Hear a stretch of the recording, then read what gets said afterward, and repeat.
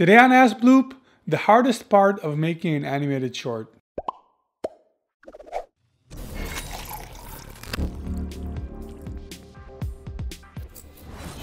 Welcome to AskBloop, more from BloopAnimation.com. It's Friday and it's time for your question.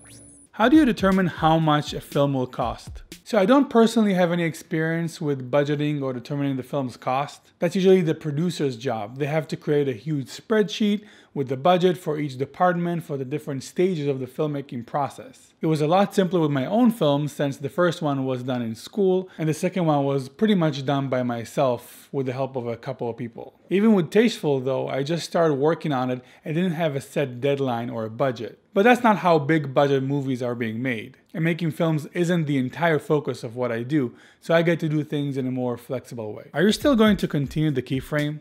Well, I have been taking a bit of a break with the keyframe, as I did in the past, and I might continue doing it again at some point. I try to work on things that I'm interested in, and at this moment, short of the week and AskBloop are more fun for me to do, as well as some of the making of videos for Tasteful that will keep coming out as we're closing down production. What's the hardest thing about making an animated short film? That's a great question. I think my answer won't surprise you. The hardest thing I think is figuring out the story and making sure it reads in your film. The first part, figuring out your story, is always hard. Cracking a story for a film, a book, or a TV series is a very hard job. Making sure your story makes sense and that it works. Then you have to make sure the movie you're making is conveying that story successfully. That what you're trying to say is readable by your viewers, which is a lot harder than it sounds. A lot of the times you think something is obvious, but your audience misses it. So you have to keep refining each shot and show it to people, get feedback, until the flow of the film works and your story is understood, and that it's a good story. All of that is super hard. Everything else I can figure out. Models, animation, rendering,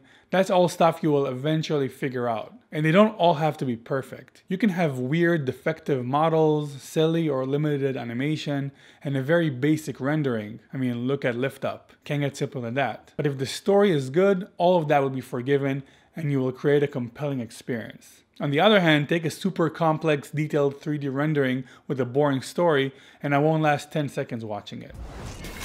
Alright, that's all the questions for today. If you have one, post it in the comment section below. If you want to see if your question was answered, subscribe right here. See you next week.